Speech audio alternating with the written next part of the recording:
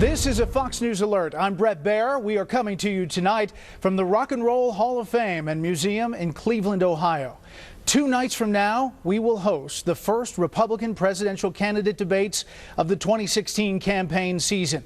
We can now announce the 10 candidates who will appear on stage for the primetime debate Thursday night, and the 7 who will be invited to the earlier debate on the same stage here in Cleveland. Anyone on either stage could be president of the United States. I'm joined by my colleagues and co-moderators, Megyn Kelly from New York and Chris Wallace from Washington, to make the announcement. Okay, guys, the positioning of candidates, as we've talked about on the stage, correlates with their position in the average of polls. In the first spot, directly center stage, businessman, billionaire Donald Trump. His straight-talking approach skyrocketed him to the head of the polls, surprising some. After Trump, you have former Florida Governor Jeb Bush, seen early as a front-runner. Now it's a different situation with 17 candidates declared.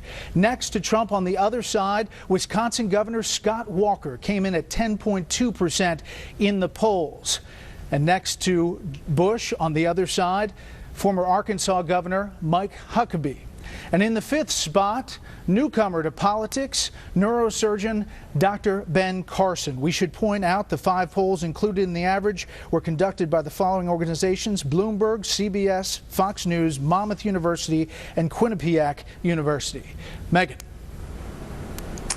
Coming in the next 5, and this is where the real drama has been, because the question has been who will make it into the 10th position and appear on the primetime debate stage with the Fox News anchors at the debate. The list begins Ted Cruz. He's at 5.4%, Senator Ted Cruz of Texas. Senator Marco Rubio also coming in at 5.4%. Senator Rand Paul at 4.8%. Governor Chris Christie at 3.4%, and the 10th participant who will appear on stage at the Fox News debate this Thursday night is Governor John Kasich with 3.2%. The governor of Ohio, which will be the state in which the debate is held, that edges out Governor Rick Perry, who had been in that position up until recently but did not average into the top 10, according to these polls that include over 2,400 interviews contained within 5 polls that the statisticians have looked at and appear to believe that John Kasich will take that 10th position. Chris Wallace?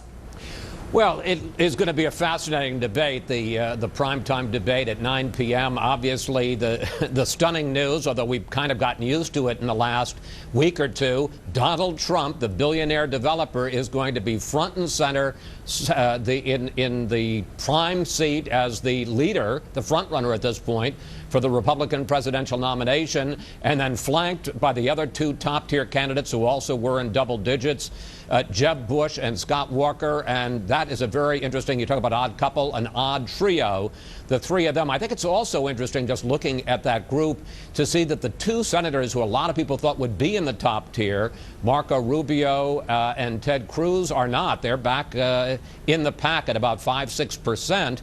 And then the interesting news, as you pointed out, John Kasich, the governor of Ohio, where this debate is going to be held, jumping into the top tier, announced very late, got a kind of a post-announcement bounce, and he's made it onto the stage for the primetime debate. Now, there is going to be an earlier debate, 5 p.m. Eastern. The candidates invited to be on stage for the 5 p.m. debate include Rick Perry. He finished 11th. But he will be in the number 1 position for the earlier debate. Rick Santorum, another person who ran in 2012. Both of them, at least so far, have not caught on. Bobby Jindal, the current governor of Louisiana. Carly Fiorina, the only woman in the pack, former CEO of Hewlett-Packard. Lindsey Graham, senator from South Carolina, running very much on a foreign policy platform of engagement, hawkish. George Pataki, former governor of New York, and the former governor of Virginia, Jim Gilmore, who also ran previously and at this point is well under 1%. You guys, your thoughts about that group?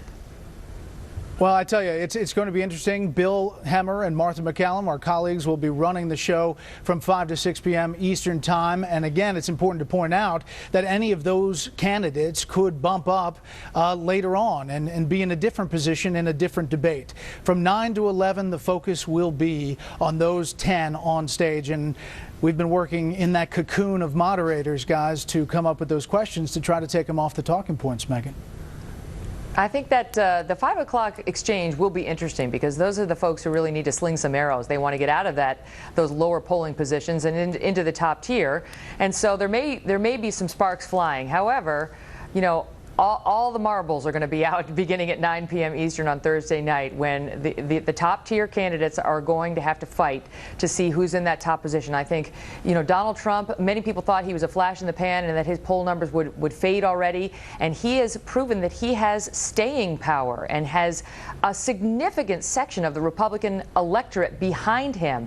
So he's obviously going to be fair game for those other GOPers up there, many of whom are already saying they're not going to attack. And he's saying he's not going to attack. But the three of us sitting right here all know, yes, they are. They are too. It'll be fun. It'll be interesting. I'm warming it up for you. I know you guys are coming in tomorrow. We're at the Rock and Roll Hall of Fame tonight, and it'll be interesting at the Q. Incidentally, also the site of the RNC convention, July 2016. Last thoughts, Chris?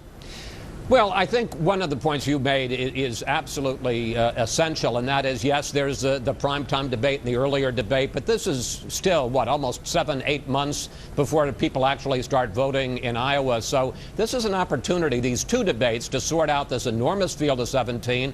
And I agree with you. Some of the people that are in the top tier will fall back into the second tier, and some of the people in the second tier will come forward. And you know, people, we don't want to make it the Donald Trump show, but it is. Everybody is fascinated that he is the front runner for the nomination now, and as opposed to these other, most of them career politicians, except for Ben Carson and Carly Fiorina, you know, we just don't quite know how Donald Trump, will he be the bombastic reality show star, or will he, because he's now got a lead to protect, be a more conventional politician? We'll see on Thursday night. Megan, we'll see you tonight at 9 p.m. for the Kelly File, and we'll see you both here in Cleveland tomorrow. Well, thanks. I'll tell you one thing, Brett. I'll tell you one thing. The one thing I'm disappointed about is that somehow Huckabee landed in the top 10, and as the viewers all know, I'm really hoping I don't have to actually introduce him. Had a little trouble with his name. We won't go back to that moment.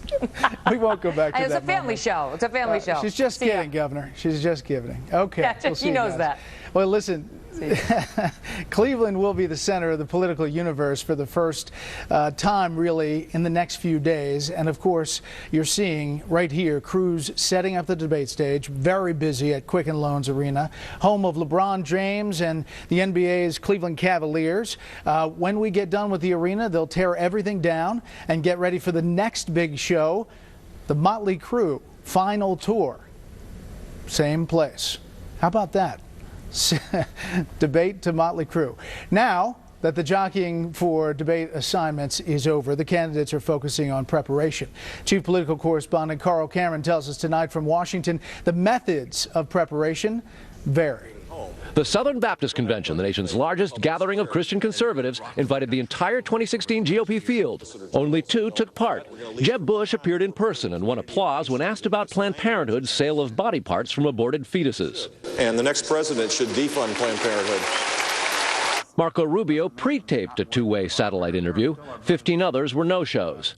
Barnstorming across New Hampshire, John Kasich turned questions about Thursday's Fox debate in his home state of Ohio back to Granite State voters who'll decide the nation's first primary. These debates matter, but these elections are won in the trenches. They're won with the folks out here. Most of the field did take part in a high-speed New Hampshire cattle call with 5-minute interviews last night. Donald Trump skipped it, telling the sponsoring newspaper it was because he didn't expect their endorsement. His absence focused attention on Bush. Kasich used Bush's Right to Rise slogan to knock Bush's economic goal of 4% growth as too focused on the well-off. I think it's very important that with economic growth comes responsibility and ability to help people who live in the shadows. Our whole purpose has got to be to give everybody a sense that the American dream is alive, that we all can rise. I'm a new fresh face versus a name from the past. I'm someone from outside of Washington with a proven track record. Several tested out new Obama-Clinton zingers. I'm fluent in Clinton speak. When he says, Bill says, I didn't have sex with that woman, he did. And when she tells us, trust me, you've got all the emails that you need, we haven't even scratched the surface. Give Bernie Sanders credit. At least he's honest enough to call himself a socialist. Hillary Clinton, President Obama, they're no better. They're just not honest enough to call themselves socialists. Short appearances last night may help some prepare for Thursday's Fox debate when answers will be time limited to 1 minute. Ted Cruz may have an edge as a Princeton Hall of Fame debater with several individual and team national championships. Cruz, Rubio, and Rand Paul appeared via satellite from D.C., where they were fighting unsuccessfully to pass Paul's legislation to defund Planned Parenthood. And this morning, Rand Paul suggested if Democrats or the president continue to block defunding Planned Parenthood, it could end up running the country into yet another government shutdown. Brett? All right, Carl, thank you. The Republican candidate debates will be held Thursday here in Cleveland. As we mentioned, the first event begins at 5 Eastern Time with my colleagues Bill Hemmer and Martha McCallum. Coverage of the primetime debate starts at 8:50 Eastern Time. Set the DVR. Fox exhibit inside the Rock and Roll Hall of Fame. A lot of cool stuff in here about the history of rock and roll and its tie to Cleveland. We're here for presidential politics this week, obviously. One interesting tidbit in here. In 1980, Joe Walsh of the Eagles and the James Gang ran for president. It was kind of a joke, but you see he has a bumper sticker.